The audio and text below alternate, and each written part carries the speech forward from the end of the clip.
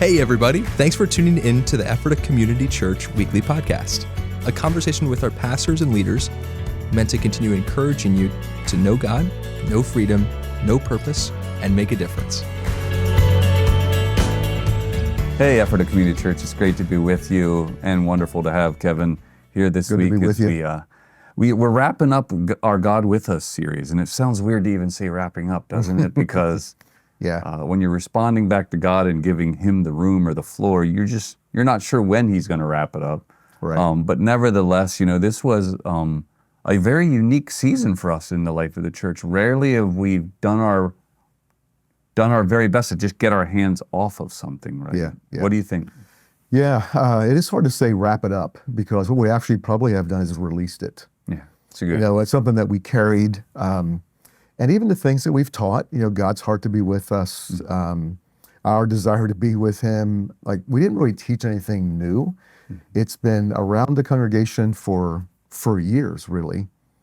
But yet there was something about the season that we were in that was very, very special, and really began all the way back in May or June when it just seemed to kind of come together, and just walking that vision through with not only us as an exec team of the congregation, our elder team, the whole staff team, then eventually releasing it to the congregation, all culminating really on this past weekend, where kind of knew early on that we have to lead people in a response, even though you and I or elders responded in specific ways. This weekend of giving the congregation a framework to be able to respond to what they've heard. Without prescribing it. That was the trick, wasn't it? You're trying not to prescribe a response, yet you're setting the stage for one, right? Yep. And we had to, as you know, the past 4 weeks, we just needed to navigate. Even as we saw this time coming, there were a couple weeks that were on the preaching schedule and the weekend schedule. We thought this will be the time when we do that. But even in that, there were several caveats, like we're not sure where this will go or how we'll do this. And so we had a firm plan in wet cement of what that would look like. Yeah, I always say this, like, I loved it in the scripture where it says, and Jesus pointed His face toward Jerusalem. That's like a firm plan in wet cement, because everything it then took, like, to get to that spot was. But we have set our face towards something, and I think the best way to describe even that is it's that the Lord has spoken that He desires to put His name on us and to be present. That's what we're saying yes to, right? We're after that, and what the Lord does when He puts His name on something or decides to manifest presence in unique ways, that's His thing, right? It's up to Him. And even as I look at what that does is it leaves you as a steward of a community looking at it going, so Lord, what did you do? Like this weekend, I was able to be there for all 3 services as you were. And there was just a clear, beautiful thing that happened during the service where we felt collectively we were saying, Lord, meet us in our belief and our unbelief. We yes to you, right? Lead us into what you're doing. And then secondly, all the services ended this weekend with individuals sitting in the presence of God. This kind of saturation element began to be in the room, and you saw people simply individually sitting in the presence of God. For a long time. Right. 15, 30, sometimes even 45 minutes after the service. The time would permit, it could have went on and on, right? And I would say this, that I know enough about witnessing these things to know that, again, we're back to a peace came on people. There is, and it gets back to that thing that we saw in Exodus 33 where He says, I'll put my name on you and give you peace. Right? Give you rest. There was something about it. Yeah, there is very much something about the fact that God's presence brings peace and rest for folks.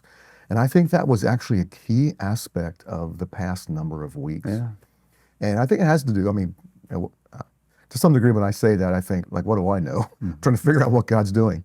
So I'm very careful about that. But there was something in which God was saying, just rest in my presence. And so as we even sense the activity of the Lord personally, we can be so quick to commit to something. That's right. Like, I'm going to get up earlier, I'm going to pray more, and I'm going to do that. I'm going to read my Bible this week, and the one service, not this past weekend, but the weekend before, as I was asking people to just spend time with the Lord, I even told them, don't commit to anything. That's right. Which I know sounds like, why would anybody ever say that? But it was just simply what God wanted from us was just simply rest in him. And I know personally, both personally and even when it comes to the congregation, I've needed to be careful in this season to not respond out of what would have been an old paradigm of, we got to just do something. Because it was we heard it all, like, should we bring the prayer and fasting season forward? Should we just do all-out worship one week? Like we were reaching, and rightly so. Like we know this when Jesus was transfigured on the mount, man. They wanted to build a tabernacle. Let us build an altar here for you. And the Lord's like, this is my son. Listen to him, right? Like, hey, don't do anything. Just listen. And I think that was what we were experiencing. Yeah. And I don't want to detach it. Actually, this is where you get a little nervous. I don't want to link it to another movement we recently heard about, the one in Asberry, but yet you can't help but see there's some common characteristics for anyone that I knew that was a part of the Asberry revival that took place, or whatever term, outpouring, movement. Anyone who was there and part of it, and what I read about it written afterwards was, this was one of the prevailing characteristics as well. This peace. People went there and they realized that as they were arriving there, a peace set on them. And I think there's something to that.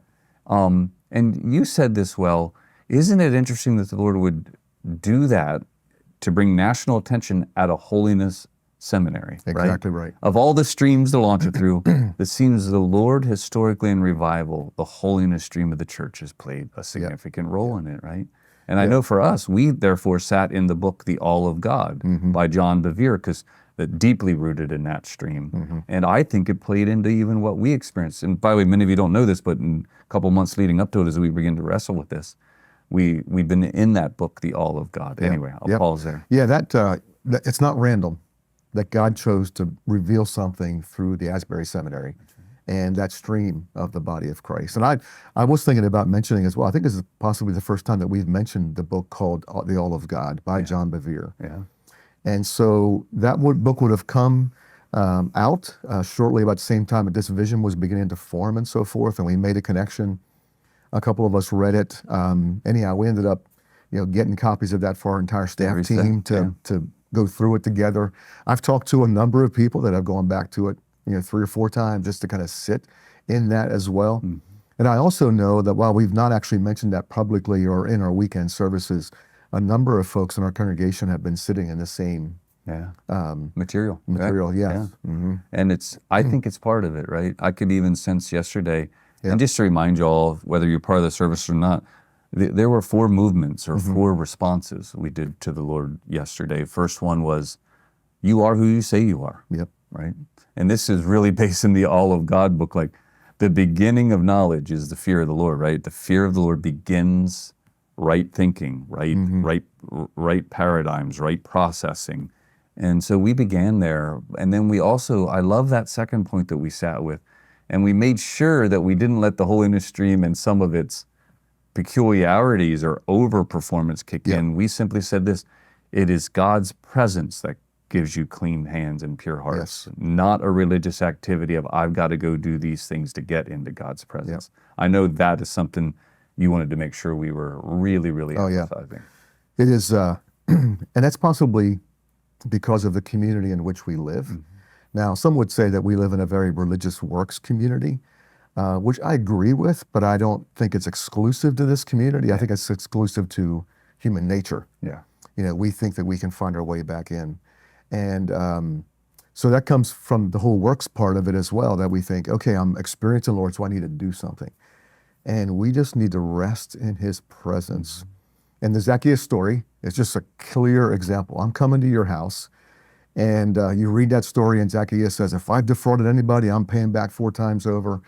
And Jesus, as far as we know, he didn't tell him to do that. They didn't talk about finances when they went to his house. He was simply in the presence of Jesus, and his life was transformed. Man, it's good.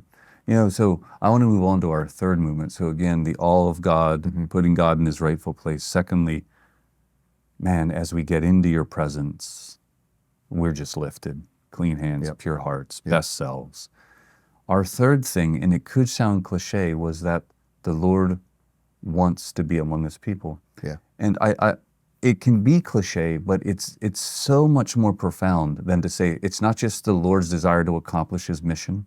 Yeah. It's not just the Lord's desire for his name to be known. It is that he wants to be among a people to accomplish these things. And we went back to the Exodus passages to try to show, and I think you and I even chatted privately, even when he's calling Moses at the bush, he uses the same phrase, and I will go with you. I will be with you as we go into Egypt. It's not even that I'm sending you in to be the deliverer. It's like, oh, let's do this together, friend. You know, and so I do believe we were given a glimpse, and part of me wants to glimpse even more at it. Like, oh, no, I'm not sending you on missions. I'm in this fellowship with you, and still trying to take that in, man. Yeah, it actually is so much, it's so overwhelming. And as we prayed before the service began, the pre-service prayer time, was these truths are so significant that you just need the Holy Spirit to reveal. Yeah. God consistently pursued people. And we can naturally think, well, Noah was better than most and Abraham was better than, and it is just not true. That's right. It's based upon the nature and character of God. And there's so many things that we never even talked about. I mean, one of the things I've thought about through this season was when Jonah was so frustrated with the Lord, he did not want to go back to Nineveh. And so when the nation or the city of Nineveh repents, you know, Jonah's upset. He says, I knew you would do this. I knew that you would redeem those people. And it seems like he's angry because of God's goodness and righteousness, but it shows, you know, the heart of God to pursue people no matter what. Yeah. It's amazing. Oh, no. I say with it. Matter of fact, I'm going to, spoiler alert, it was a couple months ago, Kevin asked me to do this week's message before we knew how all this was going to play out. And the message is we're going to be moving into the series on fear not. Kevin will say more about that in towards the close of our time together today. But I was given the one, fear not, for you're highly favored, you know. And I've just been staring at this, and this is the point that I'm going to be jumping off of, that the Lord longs to be with us in what his redemptive work on this planet. He's not just giving you an assignment to go off and do. He's and every time I'm studying favor now in the scriptures, I'm realizing that it's not just favor to accomplish something, it's my presence is mixed with this favor, right? It is a presence-based favor that then accomplishes. So I think we're still going to be sitting with this theme for the next little bit. It fits perfectly in the next week or so. I trust it does. Now, our fourth movement, of course, was our response. And so again, God's desire to be among us. How do you respond to that? First of all, of course, you bow down. You know, I just have to admit that I had a season of tears about 3 months ago when we even began to define what he was going to be doing. He wanted to be in our midst. And I just remember being moved, like, that alone is enough. Like, fall down the fact that he wants to be in your presence, right? But it's then even more than that, like, oh, of course I bow down, but you're raising me up, like the father says to the son who returns from the prodigal, like, bring robes, put back on them, put rings on. You don't know how to actually handle the reauthorization you're given by God. And that's another thing that we're going to be sitting in, I think, in the coming weeks and months is you're not just being awed by God. He awes you to bring you into a relationship and authorizes you to go back out. And it's a deeply, you know, all the passages we were looking at, I'll start preaching here if I'm not careful, like he's made us to be priests in a kingdom. And it's a constant theme of where these passages end, and we saw it even over the weekend. And that's a response to say yes to not just your amazingness, your redemptive act, but your reauthorization. That's a lot to say yes to. It's a lot. And we would be wrong to identify or define what it looks like. I mean, we have a little bit of an idea, as we've talked about Habakkuk 2:14. The knowledge of the glory of the Lord will cover the earth as the waters cover the sea. And so I do believe that there's a manifest presence of the Lord has manifested in previous revivals where it is not just about a weekend service. It is that we become carriers of that. And I want to use the word invade, but that's not quite the right word, because it just manifests in places where it's least expected. And people come to know Jesus. So beyond that, what it looks like or how that happens, or when that begins, I feel like we've done what the Lord has asked us to do. And therefore, we wait for him. And just like the one Psalm 27, I believe that I will see the goodness of the Lord in the land of the living. Oh, man. And then it simply says, wait for the Lord. Yeah, I've been thinking too, man, what must a visitor think as you're journeying alongside our community at this moment? And then I was reminded that that's not ours to worry about at this moment, right? I have two friends that are going through some difficulty. One's a relational challenge, the other is church hurt. And I just decided last week, I decided to just invite him. I say, hey, I don't know how to answer the depth of what you're facing. Yeah. But I will say this, I use the phrase, there is a heavy presence of the Lord that meets everyone where they're at, wherever they're facing. There's another thing that I've noticed when I hear the stories of testimonies coming out of the last few weeks, they are varied from emotional healing, physical healing, rest and peace, right? Perspective being released, salvation. We had someone run to the First Steps room 2 weeks ago, literally physically run, and ask Wes Segrist, I want to get saved. We're not sure what it's like when it's resting on someone. So man, invite a friend. You don't have to over-explain it. Just say, there's a peculiar chance to sit in the transforming and healing presence of the Lord this moment. And I am praying for this, why wouldn't it, to be right up through Christmas, right? That I am so believing that at our Christmas Eve services, the presence of the Lord will be reminding us of the beauty of God with us, right? And invite people simply to encounter. I don't even have words for anymore. It's like, come and see. Right. Yeah, and we've not had specific ministry time for the past 3-4 weeks. And part of me feels a little bit bad about that because I know people they come in carrying something.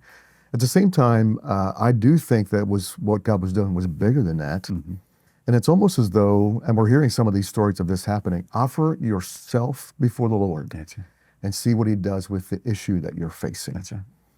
So we're not ignoring the issue, but we're saying that in this moment, God's asking for actually more of that, more of you. And so offer yourself and we'll see what he actually does with the issue. And again, we've heard stories of folks surprised Are you allowed by to what tell God the one? did. Are you allowed to tell the one that? Are you so? I would love to, but we don't have permission yet. So man, just a miraculous healing. Just someone who was part of the services was exiting and all of a sudden realized they were healed of something. I just could not imagine. What just ended up on their face in the parking lot because just saying thank you to the Lord for something. And you're just like, that's the presence, right? We can't sit and prescribe what it is. What it's going to do, but the words of the old hymn comes to mind. Turn your eyes upon Jesus, look full in his wonderful face, and the things of this world will grow strangely dim. And we're not just talking about that they grow dim, they're actually cured, healed, dealt with. That's what the presence does. Magnify the Lord. It's not just perspective setting, it is transforming. There's a difference. And so just so thankful to the Lord for what he's doing. And again, how can we end any of these moments without just saying, Lord, more, Lord, more. We bless what you're doing. And we stay available. Exactly. Fear not. So Christmas is coming, whether we're prepared for it or not. And so this year for Christmas, we decided to take a look at the Christmas story.